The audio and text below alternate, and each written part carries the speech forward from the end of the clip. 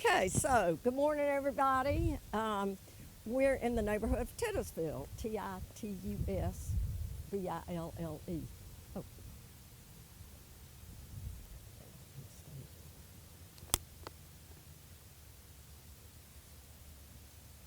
So let's walk down here just a little bit.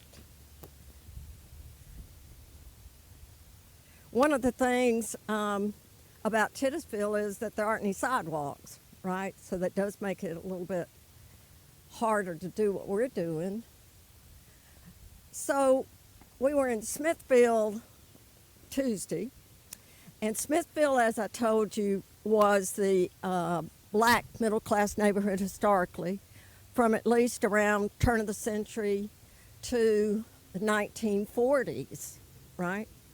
And so what's happening in the 1940s is that troops are returning from the war, right?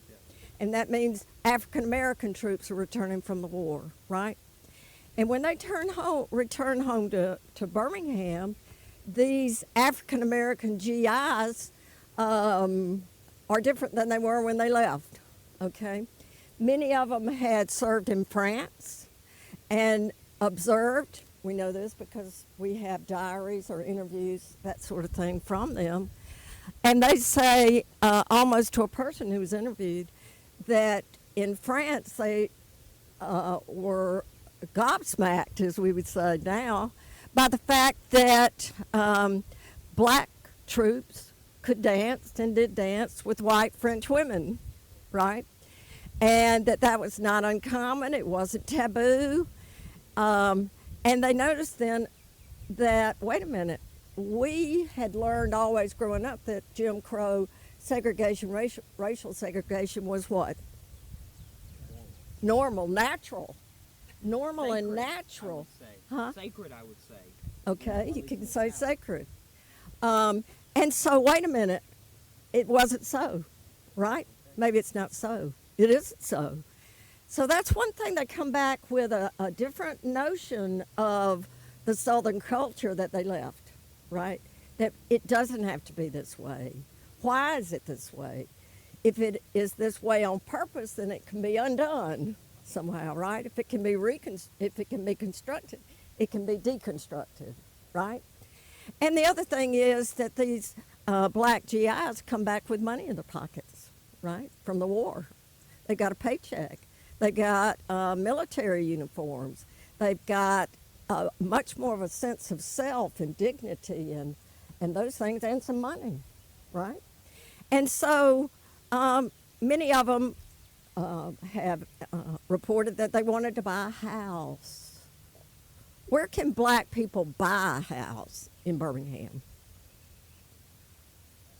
Smithville, Enon Ridge, but Smithfield, for sure. Well, unfortunately for the system, Smithville is full. There aren't any houses or many to buy in Smithfield. So what's the problem now? What's going to happen now, Bo? They're going to want to either build a new neighborhood or they want to go into black community. That's it. That's the choice, isn't it? And so both of those things happen. Blacks from Smithville in the mid to late 40s moved into Fountain Heights, which is not zoned for African American ownership. It is illegal, right? It's illegal until somebody says it isn't, right? It's fully legal. Or they want somewhere else to go where they're not going to be bombed, right? And we know that a number of houses and people were bombed when they moved to Fountain Heights. And these were preachers, teachers, right? People that can buy a house. Was David, well, not Angela Davis's house, was that bombed? I can't No, it wasn't bombed. But they were certainly vigilant about expecting to be bombed. And so back in those days, if you owned a house and in Fountain Heights or anywhere, and black people bought next to you, Well, what they saw was that the only asset they had in this world, a little one, a little bitty one in Fountain Heights, they believe is about to tank. There's not going to be any value left to it, right? That is the reality, really. Not just something they thought, but it was a reality if then everybody leaves and your property's worth nothing. Nobody wants to buy it, right? And so a number of these very documented cases of black folks and their houses that they were buying in Fountain Heights being bombed. We know that, okay? So, yes, you can move next door, but boy, we're going to make it hard for you as you can. The Ku Klux Klan and even neighborhood organizations sometimes, but maybe mainly the Ku Klux Klan, they would bomb a house just so black people wouldn't buy it. And I don't know who followed me out of seeing the Jewish cemeteries, but if you go through Fountain Heights, which is the way I went, you'll see vacant lot after vacant lot after vacant lot after vacant lot, stairs going nowhere. It's not paved. There's just nothing there, right? Quite a number of those places were bombed just to prevent black people from moving in. This is serious business on both sides, right? And so, as Bo said, you got another option. You can move to a new neighborhood. Well, where in the world is that? So that's when the city of Birmingham opens Titusville for black ownership. Okay, about 1946, 7, 8, 9, right in there, about 1946. And so this is going to be zoned for African American ownership. And so it goes from Enon Ridge to Titusville, to Smithville, and now to Titusville. And so this is going to become the address to have in the 50s, 60s, 70s, 80s. Still is a good address. Okay, you don't see any sidewalks. That's one thing. You do see curbs. That's good. And so turn around or right around, and you're going to see, when do you think these houses right here were built? Right in here. Green, gray, this dark gray one. Turn around, this gray one. 40s or 50s? That's exactly right. That dates you right to that moment. These are so typical. Like the porch kind of, well, not, I mean, what do they, the ranch style housing? They're not quite ranches Not ranch yet. style. We're going to get to ranch big time. Story wrought iron, One- driveways. Well, you call them minimal traditional. Yeah. That says nothing, but but that's what they're called in the preservation world. Minimal traditional. Minimal traditional. That means And like that- they're not like really decorated or. Well, it means they're, minimal. They often have the asbestos shingles on the outside. There you go, right there.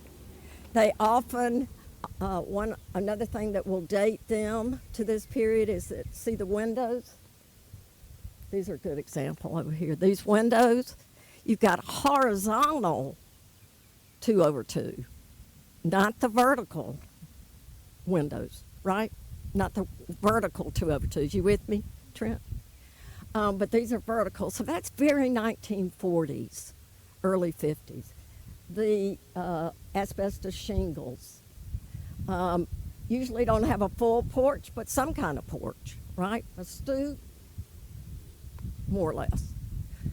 A little stoop, big stoop, stoop. Not like a bungalow. A little bit like a bungalow, Well, I mean, it's not as wide. No, I said it's not as wide. a little bit of a bungalow. A little, well, okay. So, let's see. What kind of roofs are on those post-war houses? Hipped roofs, yeah. Hipped roof. That's maybe a little more of a pyramidal, but it's probably a hip. So you're getting to recognize those. What kind of roof's on that one? It's not a gable. It is a gable. So the house has side gables. Do you see that? And then the porch has front gables, but the house itself has side gables. You see that? So these are great examples. The one next to it too, that's half shingle, half brick down there with the hip roof. But these are all such great examples of that period. Now, before the 1940s, this area had been mixed. There had been early Italians in here, Loreno family. I know some Lorinos. I know some people with that name. Yeah. And they owned a lot of the land.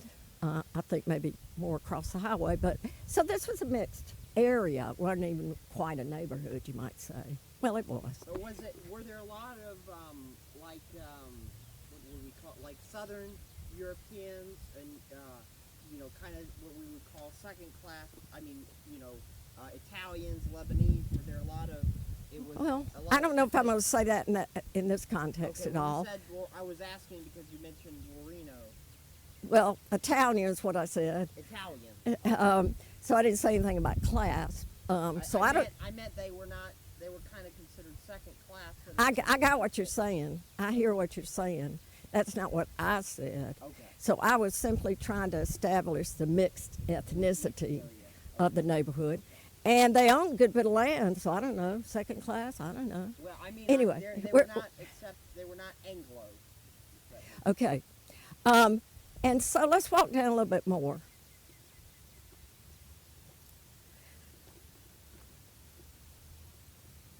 And we're going to find that by the 1960s and 70s, this is one bourgeois neighborhood, okay? Bougie neighborhood.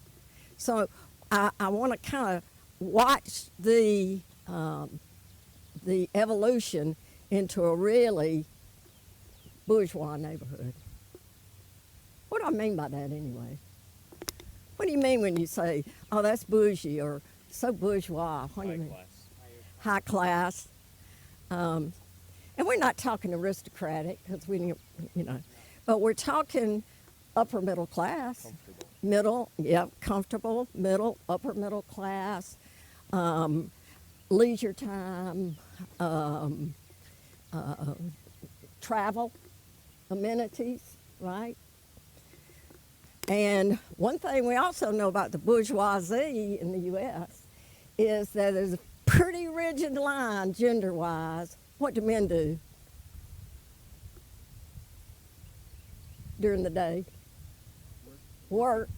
And women stay home. You're going to find that very same dynamic in here as we go along. Okay, it's going to be a very traditionally gendered dynamic here too. Good morning. How are you? This is a class from UAB's history class about historic neighborhoods. And so I'm a fan of Titusville. She's a fan. Neighborhood. Say it again. No, she's a fan of your neighborhood. From the UAB. I'm a historian and a historic preservationist. Yes. And oh, good for you. I did too, but it didn't quite stick quite because I like this class. It is a good neighborhood. How long y'all lived here? Now, is this so? This house, was it built?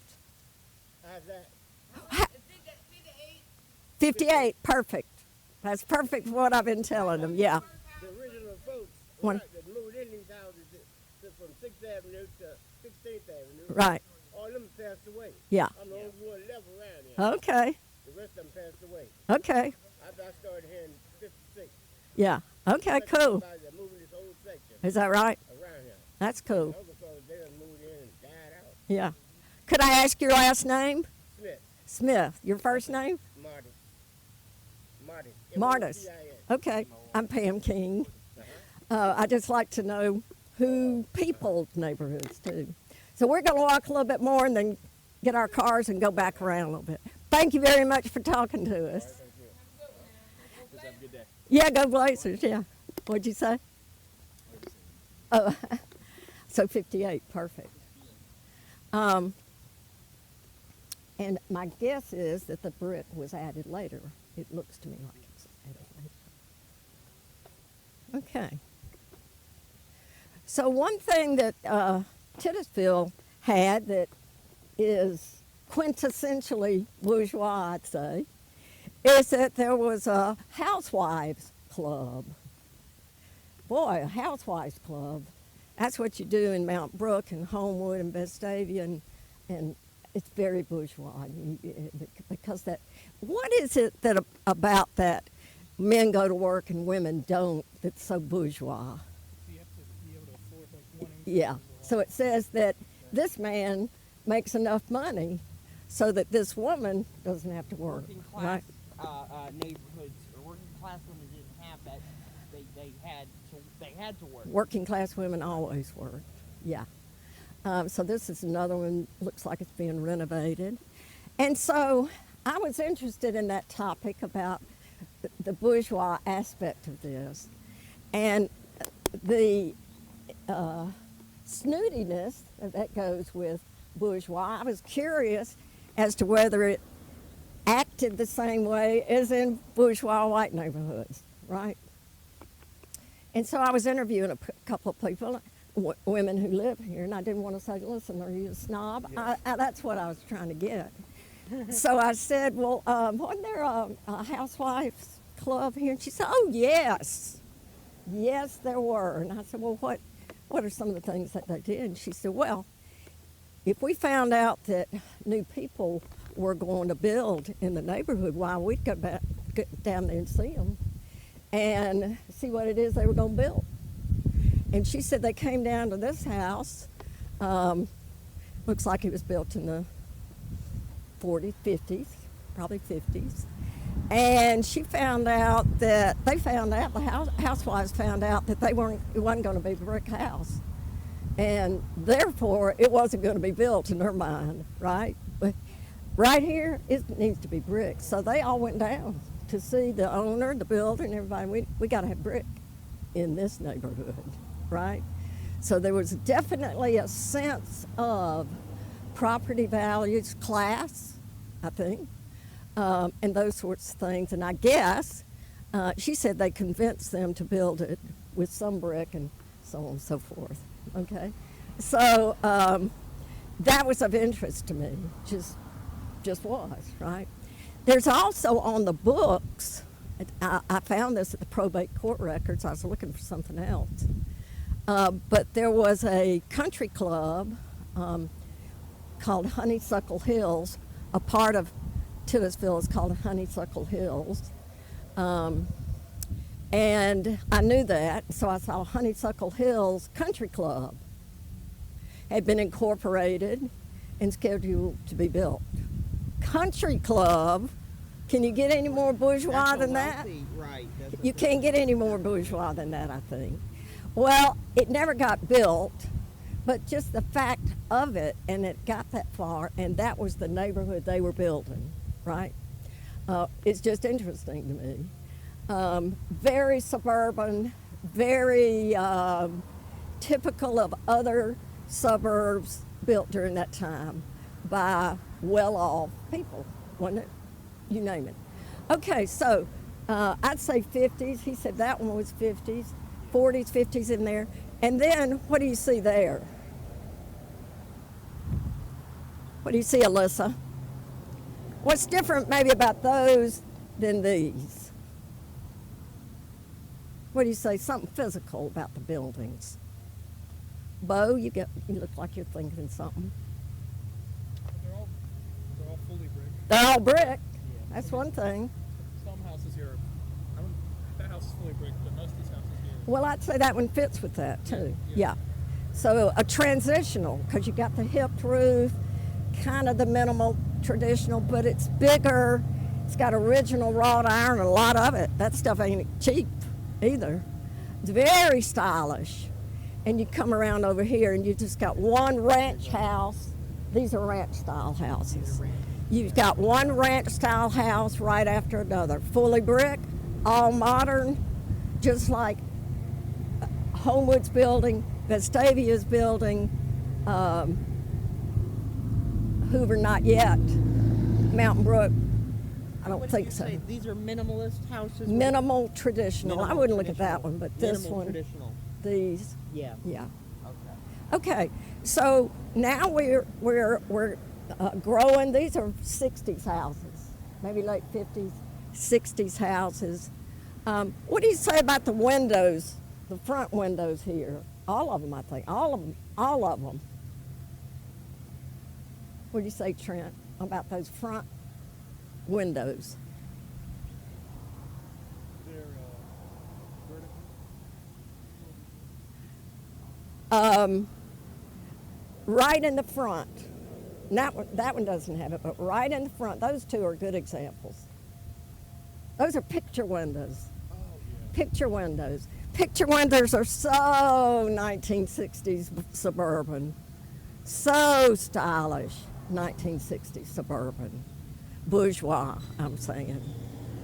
So you've got picture windows there, Yeah. picture windows there.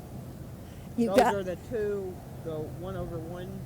No. the picture window itself is the big piece of glass. Okay. And then Okay. they have it flanked by some other windows. May or may not have that. Okay. So those have the horizontal 2/2, such classic 40s, 50s, early 60s, and down that way. Okay? So now we're getting a sense, okay, I'm with you. This is a very suburban neighborhood. What tells you that this neighborhood is black? The lack of sidewalks. Could be, but the houses themselves. But that's a good answer. I wasn't counting on it, so. And I told you. So. The houses themselves. How can you tell that black people built and owned these houses?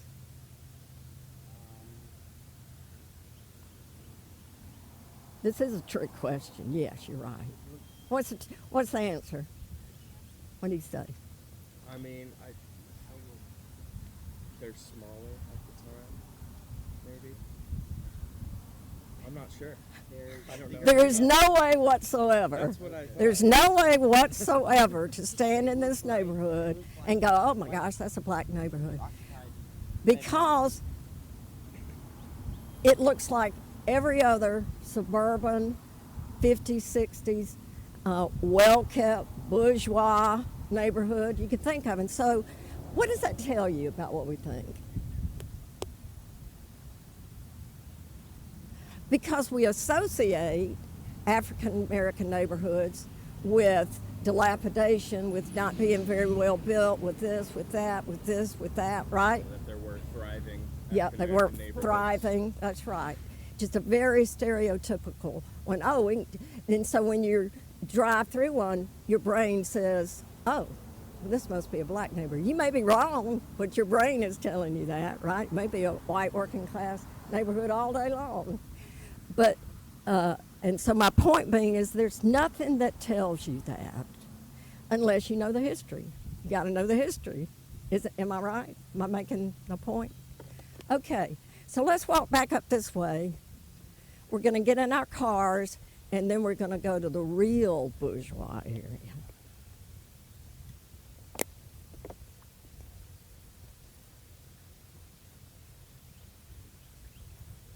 I like that one. Yeah, that one's a kind of a minimal, traditional, but ranch. I would call it more of a ranch. So there's so many signatory elements about these houses that tell you exactly how old they are, period.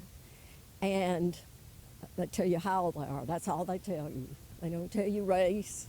There's no way to know that, this and that and the other.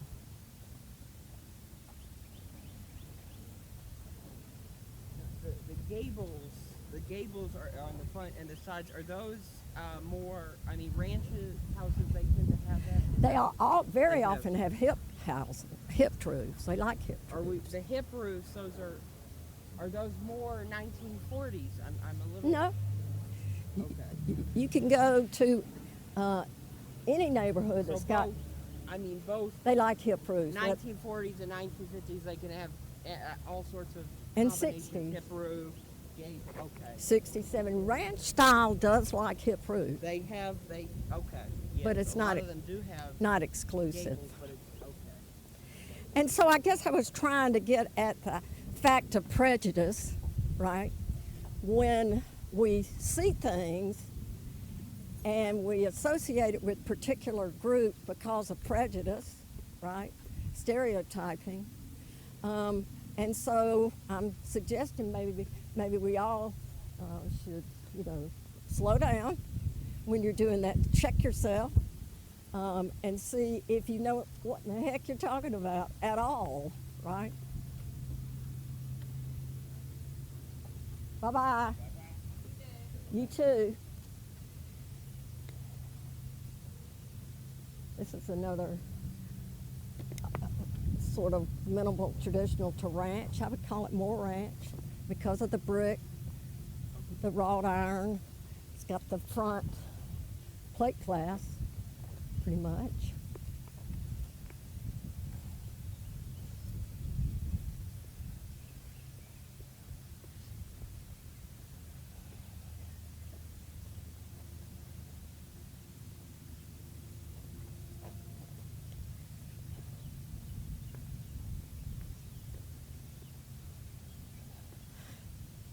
The biggest issue that I know of that Titusville struggles with as a neighborhood is not having sidewalks on that main Green Springs Avenue, because big trucks come through there.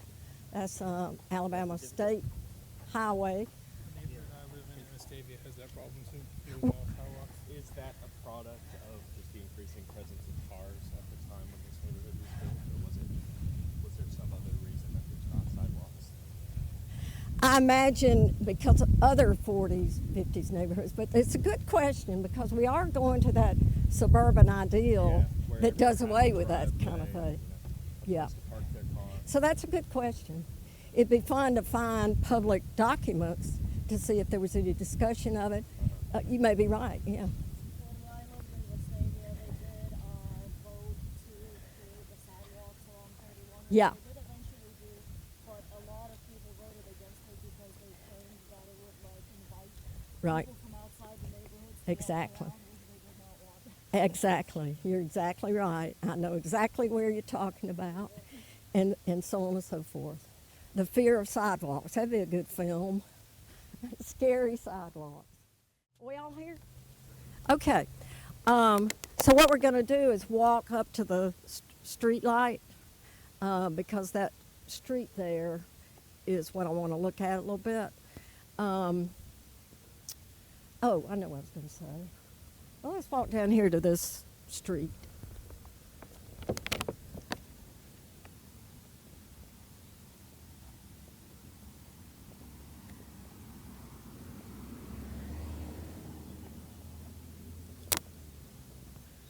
So these, even the brick ranch, are going to be much more modest than the ones right on the main road, right?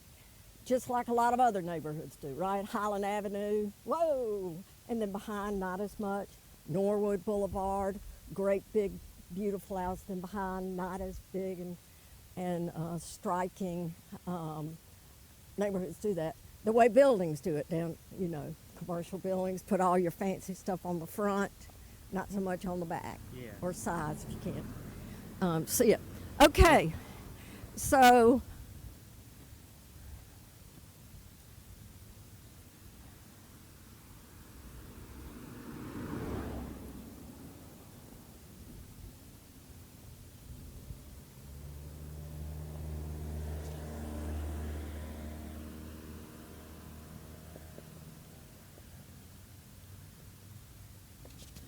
Titusville is where Condoleezza Rice grew up. Oh, You know- the Secretary of State. Secretary The of first State. I think the first. Yeah, I think she was the first black Secretary of State. Black woman. Black woman. Was Maybe black. Oh, Okay. Well, anyway. Yes. And so Condoleezza Rice's father Yes. was a minister, I believe Lutheran, Okay. and he had his church on 6th Avenue South, just over there. And I don't know what her mother did. She may have been a teacher, I'm not sure. Are we still in Titusville? Yeah. Okay. And Up here. so she grew up in Titusville. She took ballet lessons. I know she took piano lessons at Birmingham Southern back in the day. Father was a preacher. And so she had access that maybe other people didn't have, right? Again, that's a privilege. She went to Princeton, so. It's a privilege of being middle class, right? Connections to Birmingham Southern, or whatever, right? She, in her autobiography, talks about the fact that her parents did not want her anywhere near marches. Yeah. Marches? You're not going to march. Why not? Were It they says- not for civil rights or what? It could be dangerous. There were people. I mean, you saw the Could be the dangerous, children that but what got else? Socially. killed, and It could affect her perception among the white What voters. else? Who are these marchers? How did these people see those people? rebels. maybe? Riffraff. Riffraff. We're not going to be out in the streets marching with signs, hollering, whatever, right? Ain't no way, right? They worried about, I don't know what they worried about, I can't get in their minds, but that's not something middle class people, especially black people, are very, very protective of that stature, right? It's a very small piece, the middle class, especially in Birmingham. It's a very small class. And they're going to be very protective of it. That makes sense, doesn't it? You have privileges there that you don't have other places. Of course they want to be protective of it. That makes sense to me. And so her parents were very not going to do that. And the fact maybe that he was a Lutheran minister, I don't know. Maybe just thought that wasn't the way to do it. I don't know. More ranch house, pretty modern, but fairly modest, but just like any other neighborhood, developing ranch-style houses in the 60s. Okay, let's see if we can make it up here. And Condoleezza Rice's house was something like that. It's post-40s, post-war. It's not fancy. It's a very modest house. If it's not that one right there, it's something like that on that corner, maybe even smaller. But a small post-war asbestos shingle house, okay?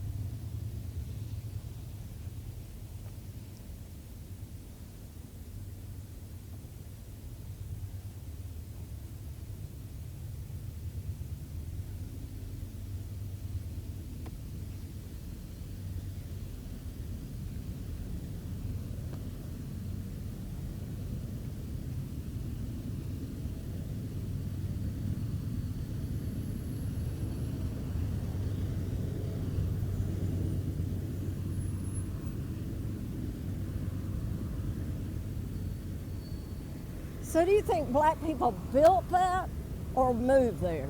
What would you say?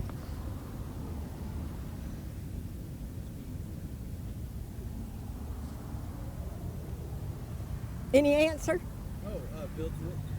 Why do you say that? I think it's for the era. I mean, it looks where we are. It's safer to assume that they were able to build it, but they weren't allowed to actually live in it. Well, how would you find out? The zoning ordinance. Yeah. It was Sanborn. The Sanborn. Yeah. Direct City directories, Right.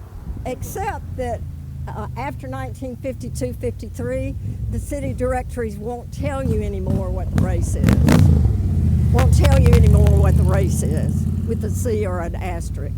So you might have that assumption. Then you got to go find out, I think, who it was and track it back somehow. Call family, I don't know, something to find out, because it doesn't tell you. The house itself doesn't tell you that.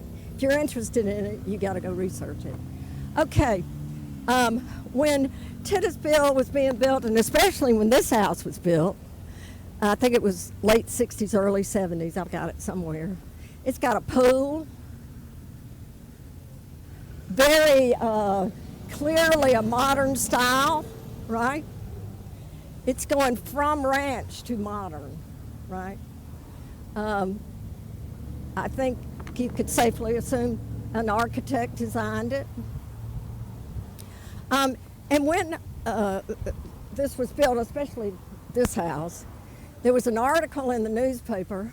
A student of mine researched Titusville, had several, and discovered a quote that's in one of the newspapers that said, Titusville, the Negro Mountain Brook.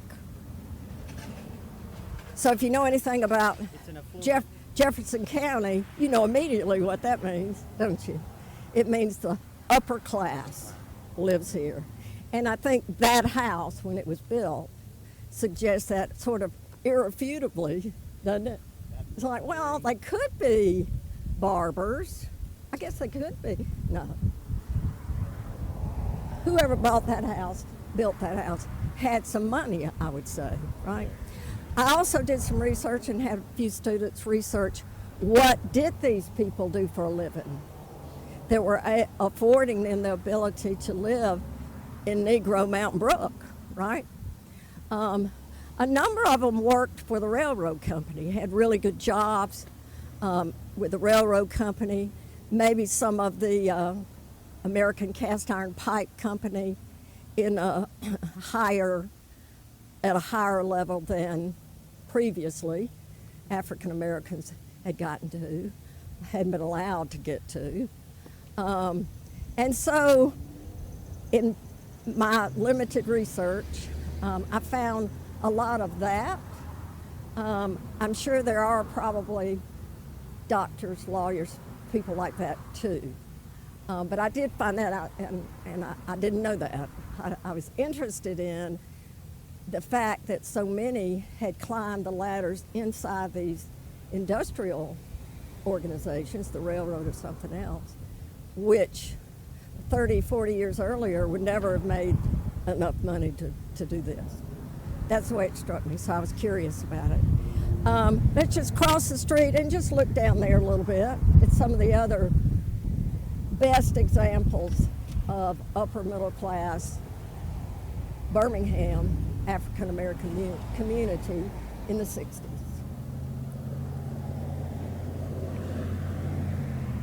Got a sidewalk there. That would be very interesting to find out about the sidewalks. If it was just, did you mention this, Trent? Somebody mentioned that, yeah, that sidewalks just were out of vogue. Maybe that's all there is to it. You could just drive to a park if you wanted to walk around. Maybe that's what they thought. I don't know. Well, there was no park for African Americans until 1941. So they probably could have, and it's right over there. Okay, let's just go across the street real quick.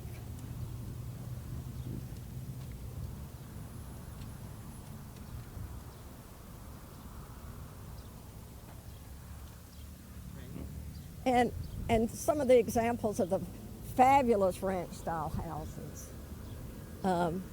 Absolutely not a dime's different between those ranch-style houses and in the very finest neighborhoods in Vestavia, Homewood.